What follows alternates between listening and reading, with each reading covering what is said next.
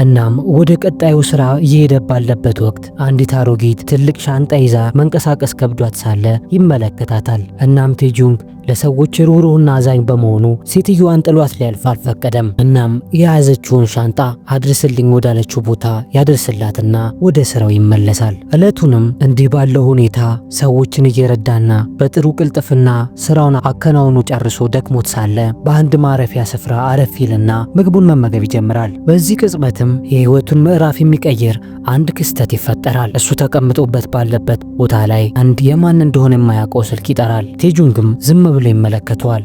ነገር ግን ስልኩ ደጋግሞ በመጥራቱ ምክንያት ያነሳና ለማናገር ይገደዳል። በዚህ ጊዜ ደዋያዋ ሴት ስልኩን ያላወቀችበት ቦታ ጥለው እንደሄደችና አሁን ላይ ደግሞ መታ እንዳትቀበለው እናቷ በጽኑ ታማባት ስለሆነ ለመምጣት እንደማትችል ነግራው ስልኩን እንዲያመጣላትና ወረታውን ለመመለስም 30,000 ብር እንደምትሰጠው ትነግሯለች። ቴጁንግም ብር ባትከፍለው እንኳን ስልኳን የሚመልስላት ንጹህ ሰው ስለነበር ለገንዘቡ ብሎ ሳይሆን በቅንነቱ ምክንያት ስልኳን እሷ ወደ ነገረችው አድራሻ ሄዱ እንደሚያስረክባት ይነጋገራሉ። ከዛም እሷ በሰጠችው አድራሻ መሰረት ወደ ቦታው ያቀናል።